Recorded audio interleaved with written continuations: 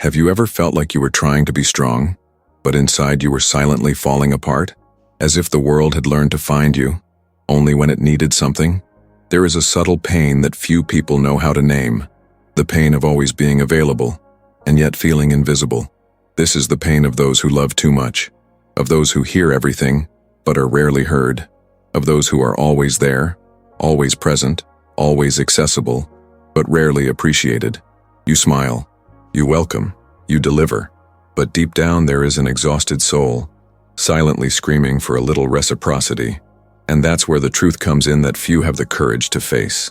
Being always available is the quietest form of self-abandonment.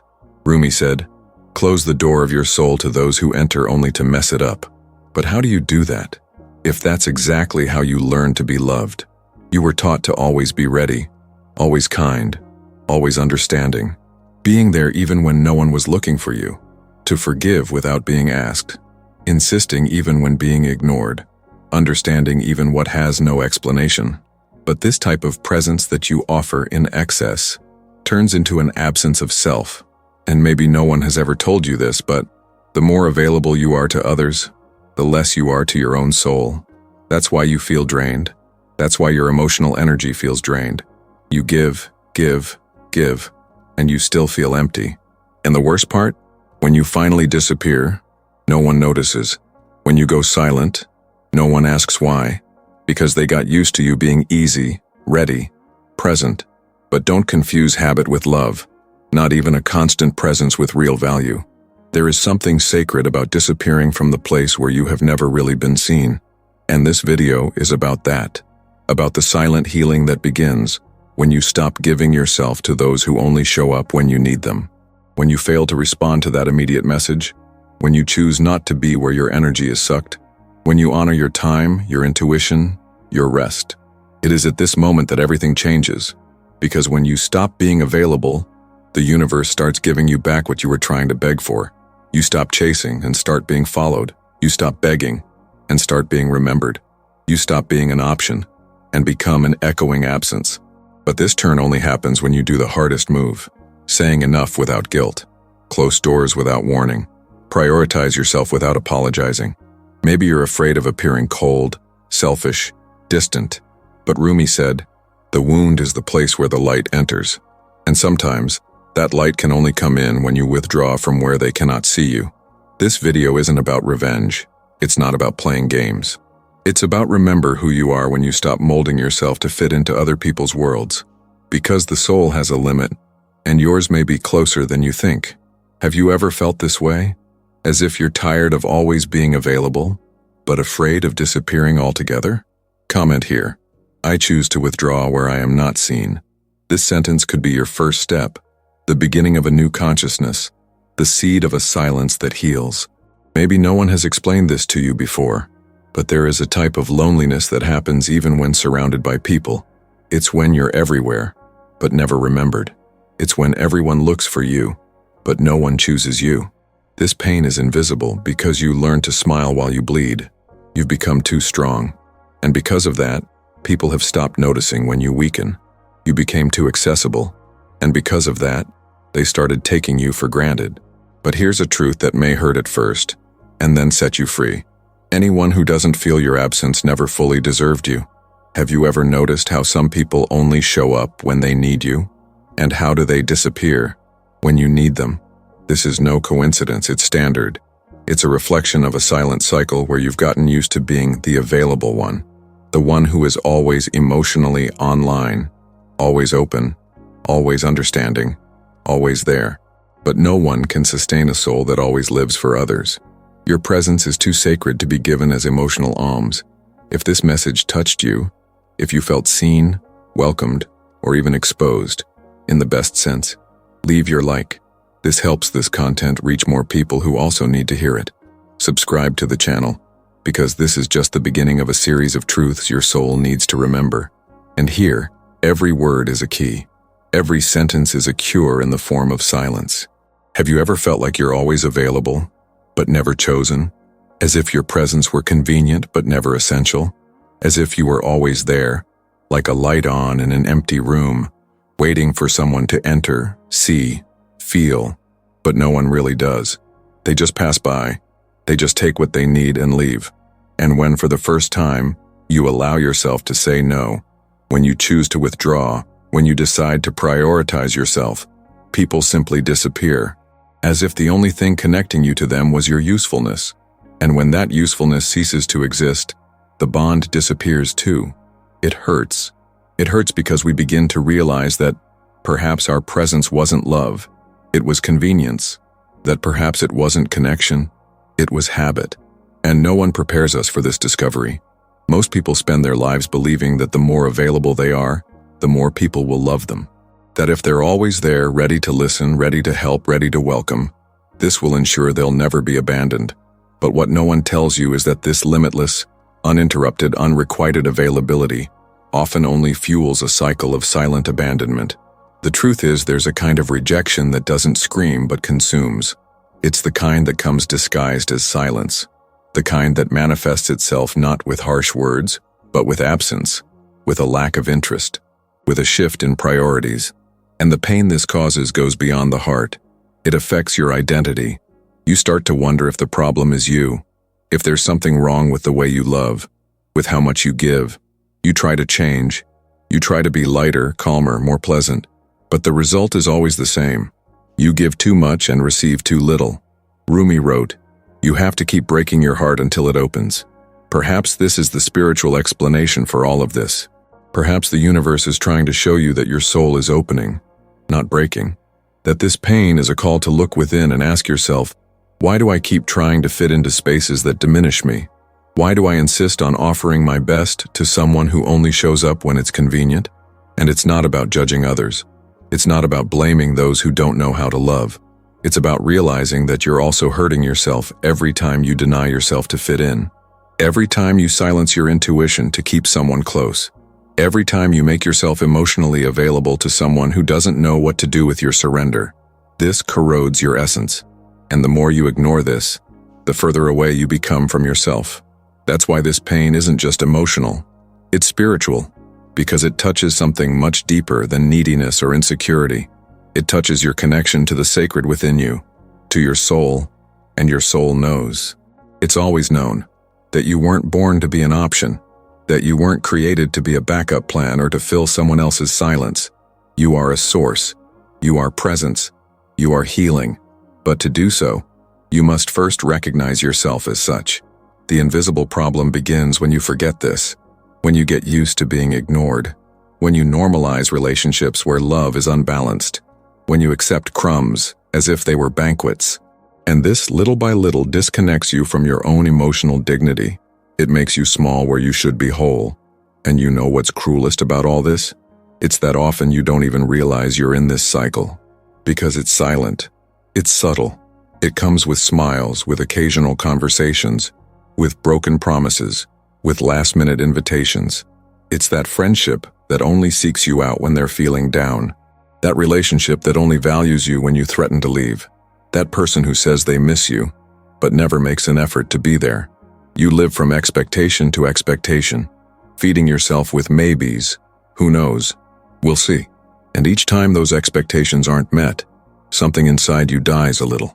A piece of your self-esteem, your hope, your peace, until you reach a point where you start to feel guilty for waiting too long, for wanting to be seen, for wanting to be a priority.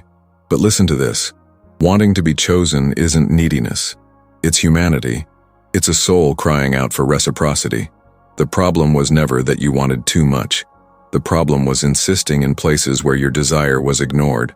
And the more you try to prove you're worthy of attention, the more you push away those who would truly see you. Because those who see your light don't wait for you to fade away to be noticed. Those who recognize your value don't put you on the back burner. Those who truly love don't need your availability to keep you close. They love because they love. They love because they see. They love because they feel. Maybe you're experiencing exactly this right now. A phase where everything feels loose, confusing, unstable. Where you feel like you're losing people but at the same time finding yourself again. Where loneliness feels like punishment, but is actually protection.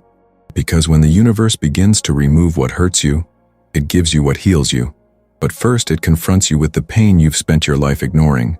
the pain of not being chosen, even though you're always available. And that's why understanding this content is so important, because it's not just another video, it's a mirror. And sometimes, all the soul needs is a reflection that says, I know how you feel. I understand your exhaustion. I acknowledge your presence. And you are no longer alone in this. If at any point in this video you felt touched, if any phrase spoke to your soul, write here in the comments, I refuse to be just an option. Your pain deserves a voice. And this could be the first step to transforming everything. You don't suffer because you're rejected. You suffer because somewhere deep inside you still believe you need the acceptance of others to have value. And this is an invisible prison, disguised as human desire. An emotional trap that imprisons the soul as it cries out for freedom. Rumi wrote, "You were born with wings. Why do you prefer to crawl beside those who don't see them?" This phrase is more than poetry. It's a diagnosis. It reveals a spiritual root that most people never realize. Suffering doesn't come from the absence of others. It comes from the absence of self, from a disconnection from your own light, from the unconscious choice to seek outside what can only be restored within. You keep trying to fit into tight spaces because you don't believe you deserve to fly. You keep reaching out to those who don't see you because you've learned that presence without love is better than solitude with dignity. But what no one told you is that there's a profound cost to abandoning yourself. The soul feels it. The body grows sick. The mind grows tired. And yet, you persist because you think that one day you'll be enough for someone. One day they'll notice. One day they'll choose you. One day they'll love you the way you love, and so your life becomes a silent wait for validation that may never come. This waiting is spiritual.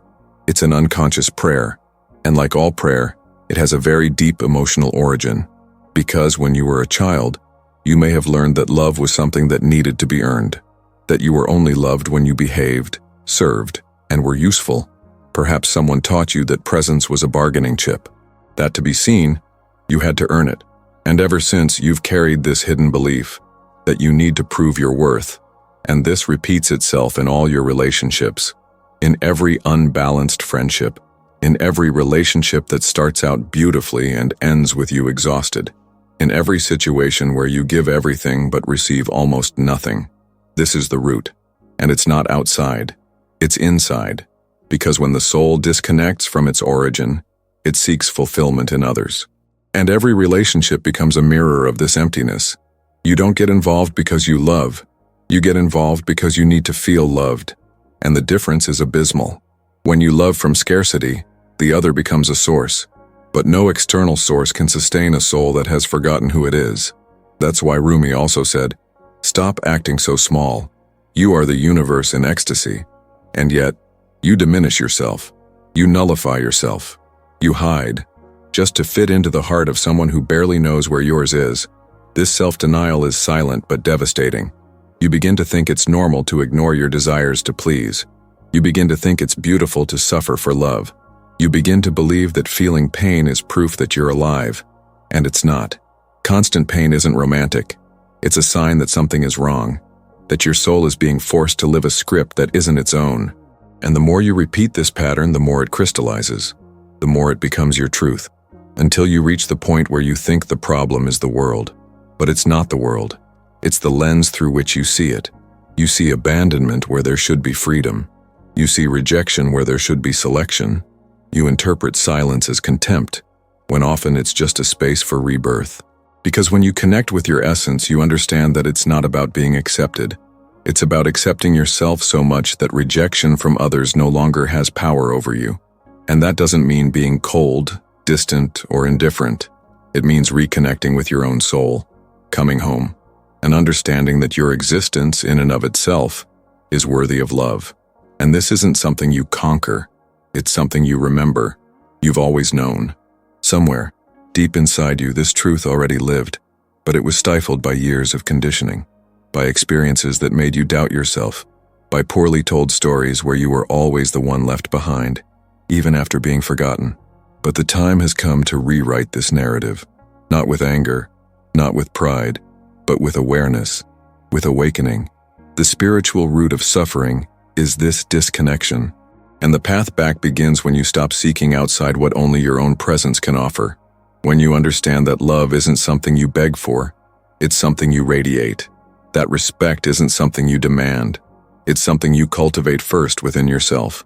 And that true belonging will never be found in someone who only seeks you out when they need it. It will be found within, in the silence of your soul, in the sacred space where you remember, you were born with wings, and you no longer need to crawl to be loved. Maybe now, as you listen to this, something inside you is aching. Not because this pain is new, but because for the first time, it's being seen, named, honored, and that's the healing, the silent healing, the one that begins when you stop wondering why no one chose you, and start wondering why you still choose places that diminish you. The answer is there, in the echo of your own conscience, in the whisper of your intuition, in what you already knew, but didn't yet have the courage to accept. If this part of the video spoke to your soul, write here in the comments, "I don't need to be accepted to have value." Sometimes it all starts with a sentence, a choice, a reminder of who you've always been. What no one told you is that your healing doesn't begin when someone finally decides to value you. It doesn't begin when that message you've been waiting for arrives. It doesn't begin when the other person repents, returns, and acknowledges everything you've done. Your healing begins when you stop being where your soul is ignored, when you make the deepest and, at the same time, most liberating internal movement, withdrawing. Not in anger, not as punishment, but as an act of sacred self-love. Because existing in spaces where you are invisible creates wounds that time doesn't heal, only awareness.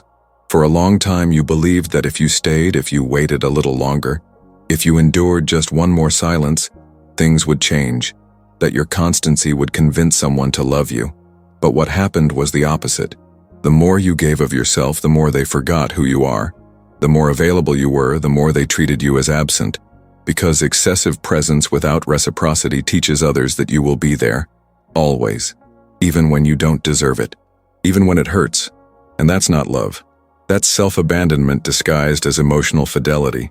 It's you failing to listen to your own soul to sustain the other person's neediness. It's you sacrificing your inner peace to keep alive a bond that only exists on one side. Rumi said that suffering only persists when we refuse to go through it. And perhaps that's why you haven't yet managed to break these cycles. Because to go through pain, it takes courage. And above all, it takes faith. Faith that what exists on the other side is greater than what you're trying to save now. But what if it is? What if, on the other side of abandonment, there's a reconnection with your own essence? What if, by stopping begging for attention, you begin to attract respect?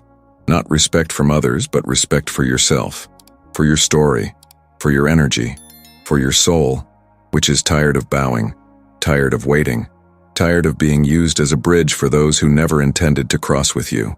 The key is there, hidden, simple, profound.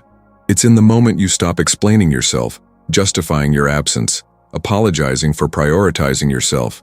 It's in the moment you say, "From now on, I no longer give what I don't receive," not out of pride, but out of balance, out of spiritual dignity, because there's a fine line between being generous and self-effacement, and you've been crossing that line for too long.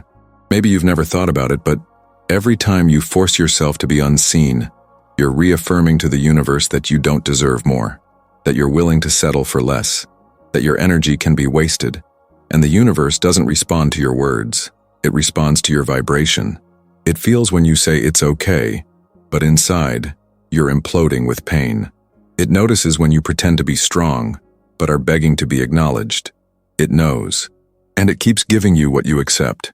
Therefore, the turning point happens when you decide to change the pattern, when you recognize that your healing doesn't depend on the other person changing, but on you stopping molding yourself. Stop dimming your light to fit someone else's darkness. Stop giving in every time your intuition screams. Stop ignoring what your body feels, what your heart senses, what your soul already knows. This key isn't hidden outside of you. It's not in books, courses, or advice. It's in the present moment, in the now, in the decision to break the cycle, to no longer send that message, to no longer answer that call that only comes when it's convenient, to no longer fall into the trap of what if, because what if doesn't build presence. What if builds fantasy, and fantasies, no matter how beautiful, don't nourish the soul. They only distract. You've done this for too long. You've insisted on poorly written stories. You've cried in silences that didn't deserve you. You've dressed in strength when all you wanted was a hug. But now it's different. Now you have awareness. And with awareness, you can no longer ignore yourself. Rumi said that the wound is the place where light enters. But this light doesn't enter hearts filled with crumbs. It enters when you empty the space, when you clear the ground.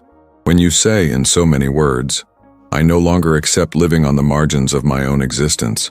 This isn't arrogance. This is practical spirituality. It's honoring the divine that dwells within you. It's saying yes to your peace. It's choosing not to be where love is conditional. Maybe someone will call you cold, selfish. Maybe they'll say you've changed. And that's okay. Let them think that. Because you're not here to be understood by those who don't know your struggles. You're here to heal, to rebuild, to remember who you are. And to do that, you have to let go. Not people necessarily, but versions of yourself who accepted too little, who put themselves last, who said, "It's okay," when things weren't okay at all. Your healing begins when you stop being where your soul is ignored. And sometimes that means closing doors firmly, closing chapters without a final score, retiring without a scene. Because not every ending needs to be dramatic. Some just need to be. There just needs to be a moment where you, for the first time, choose yourself. And stick with that choice even if it hurts, even if it feels lonely, even if no one understands. And if this is happening to you right now, if while listening to these words you feel a mixture of pain and freedom, of fear and courage, of end and rebirth, then comment here. I choose to withdraw from what does not see me. Sometimes the sentence you write is the portal your soul needs to start changing. Maybe you're in that exact place right now, in that dynamic that's become routine. Someone shows up, says they miss you, strikes up a conversation, seeks you out in their moments of loneliness, and you, as always, respond quickly. You surrender. You mold yourself. You're there. You're present. Even if something inside screams, "Not again." Even if your intuition tells you this cycle is the same as always, that the story has been written 1,000 times with the same pain, the same emptiness, the same ending, you keep going.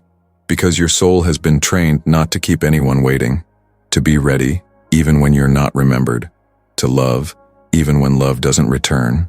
And deep down, all of this stems from an ancient fear of loss, fear of being forgotten, fear that if you don't make yourself available, the other person will leave. But let me tell you something with all the truth and tenderness you deserve to hear. Whoever leaves because you stopped offering yourself was never really there. They just took up space. They just drained energy. They just filled a momentary void with their presence, without ever truly caring about how you feel. How many times have you realized that people only sought you out when they needed you? Never when you disappeared. Never when you were silent. Never when you were feeling down. It's in these moments that the truth comes out. It's when you're not there, always accessible, always giving, that reality reveals itself. The absence no one notices reveals the presence that was never appreciated. And this realization cuts. It burns. It hurts. But it also liberates. Have you ever noticed how the people who most demand your presence are often the ones who least tolerate your absence? Not because they truly miss you, but because they were accustomed to your role. You became a function, a role, support, never a protagonist. You were always giving, always serving, always offering your best without anyone even asking how you were. And when you decide to retreat, protect yourself. Keep quiet. Their silence is deafening. Because right there in that silence, you see how much you gave yourself to someone who only approached you out of convenience. This is the cruelest part, realizing that what you called a bond was merely emotional utility. And that's exactly when the cycle needs to be broken.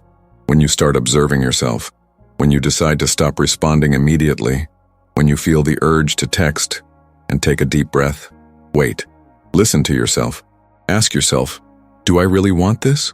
Or am I just repeating the old pattern of being available to someone who is never there for me?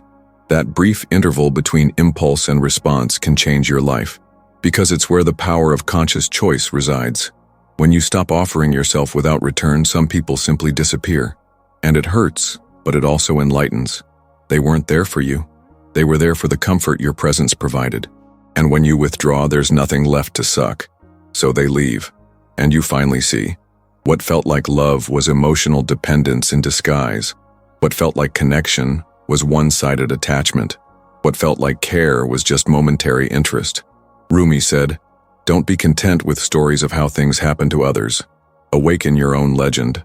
Perhaps your legend begins right here, when you decide to stop being the emotional solution for those who never cared about your wounds, when you close the doors firmly, when you say no, not just with words but with presence, with distance, with silence, with choice. This choice is sacred, because each time you refuse to repeat the cycle, your soul aligns with the truth, with your truth, with what you need, with what you deserve, with what heals you. You begin to attract silence where there was once noise, peace where there was once anxiety, presence where there was once struggle. Because when you stop offering yourself without reciprocation, the universe understands that you are ready to receive that which truly honors your essence. Maybe right now you're still doubtful. You still want to try again. You're still waiting for a gesture, a message, an acknowledgement. But I invite you to observe honestly what happens when you don't pursue it, when you don't respond immediately. When you put yourself first, you'll see who stays. And most importantly, you'll discover the peace that comes from no longer forcing yourself to be the person who saves everyone else while you're drowning inside. True self-love doesn't shout. It doesn't need an audience. It doesn't need approval. It simply moves with dignity, with firmness, with lightness. It's the moment when you look at yourself and say, "I won't hurt myself for anyone anymore." And you keep that promise. Even if it hurts, even if they call you cold. Because deep down, you know, you're saving the part of you that for so long begged to be chosen. And maybe this is your turning point. Maybe for the first time, you'll realize that it's not you who's hard to love. It's that you've been trying to be loved by someone who doesn't even know what presence is, by someone who confuses attention with affection, by someone who only knows how to love when they need something. And you're not that. You are whole, complex, deep. And you should no longer break yourself into pieces to fit into other people's emotional limits. If this truth has crossed your mind, if at any point in this reflection you saw yourself, felt yourself, recognized yourself, comment here now. I will no longer offer myself to those who do not choose me. Writing this down could be the first step towards living the life your soul has always deserved. You're not what's left over when others choose someone. You're not what's left after someone decides to love someone else. You're not the background of any story worthy of being called love. And yet, so many times you've allowed yourself to believe this. You've seen yourself as the almost, the one who was available but wasn't remembered, the one who did everything but wasn't chosen, the one who loved intensely but was treated as replaceable. This slowly destroys the soul, because you begin to internalize the idea that your worth depends on someone else's decision, that your brilliance is only valid if someone sees and approves, that your presence only matters if someone decides to stay. But this is the biggest lie your soul has been told. The truth is you don't need to be chosen by anyone, because you've already been chosen by life itself. There's something in you that's unique, profound, eternal, something that no absence can erase, no rejection can destroy, no abandonment can silence. It's your essence, and it's not for sale. It's not a bargaining chip. It's not measured by who stays or who goes. It simply is. And when you access this space within yourself, when you return home, when you listen to your intuition without fear, everything changes, because you stop seeking outside what has always been within. Rumi said, "Stop seeking water, become the source." And perhaps right now that's exactly what life is trying to teach you. For so long you've been chasing things, for validation, for love, for presence, for attention. You molded yourself, diminished yourself, over-delivered. All of this in the hope of being seen, of being chosen. But what if I told you that true spiritual empowerment begins the moment you stop running? When you realize the race was always illusory, that what you were trying to achieve was already yours, but dormant, that the thirst you felt was merely a reminder of how far you'd strayed from your own source. You never needed to beg for affection. You never needed to beg for companionship. You just needed to remember who you are, and who you are is not defined by the gaze of others. You are the sacred in human form. You are a soul in motion. You are a light that pierces the darkness and remains lit even when the world tries to extinguish it. But to access this power, you need to stop searching for it where it doesn't exist. You need to stop insisting on closed doors. You need to stop repeating old patterns that have hurt you too much. You need to have the courage to be alone for a while if necessary, but whole. Because there is no greater loneliness than being accompanied by someone who doesn't see you. This shift in consciousness hurts. Let's not romanticize it. It hurts to realize that you were the one who forgot about yourself the most, that the other person didn't hurt you alone. You abandoned yourself too. It hurts to realize that you were always ready to save everyone except yourself. But this pain is sacred because it marks the beginning of the return. It signals that you are no longer willing to continue breaking yourself, that now is the time to rebuild. And this reconstruction doesn't come from outside. It springs from the depths of the soul, from the firm decision to no longer accept less than what resonates with your essence. You are not neediness. You are presence. You are not excess. You are intensity. You are not drama. You are emotional depth. And anyone who can't handle that doesn't deserve a place in your life. Not because you're better, but because you've finally understood that your time, your energy, your dedication are too precious to be wasted on someone who only shows up when it suits them. Anyone who approaches you must come whole. They must be willing to dive in, because you don't live on the surface. You are the ocean. Rumi said, "What you seek is also seeking you." But for this encounter to happen, you need to be available to yourself. You need to stop being emotionally occupied with those who don't vibrate at your frequency. You need to make space. You need to be silent. You need to trust that what is true will never leave you in doubt. It will never make you beg. It will never put you in competition. What is true recognizes you, and it can only find you when you stop hiding behind the anxiety of being chosen. This shift is more than an act of empowerment. It's a reconnection with the sacred. It's you recognizing that you deserve to be loved with presence, with intention, with reciprocity, that you're no longer available for halves, for crumbs, for almosts, that your soul no longer negotiates with those who don't know how to love. Because now you're no longer searching for water. Now you are the source. And whoever wants to drink from you must approach with reverence, with truth, with surrender. It doesn't matter how many times you've lost yourself, how many times you've been silent, how many times you've accepted less. Now is the time for awareness, for a turning point, for the firm choice to honor your own light. And every time you honor your light, you heal the parts that were left in the dark. You give voice to the inner child still waiting to be seen. You embrace the versions of yourself that were silenced to please. You find yourself again. And this reunion is so powerful that it changes your energy, your frequency, your relationships. It changes everything. Because finally you've stopped seeking outside what is, always was, and always will be. You. If at any point in this video you felt this change within yourself, write here in the comments, "I am the source." Sometimes a phrase like that is the sign your soul needs to never forget who you are. If you've made it this far, it wasn't by chance. Your soul heard every word. And perhaps for the first time in a long time, you felt truly understood. This isn't just a video. It's a space for healing, for reconnection, for real.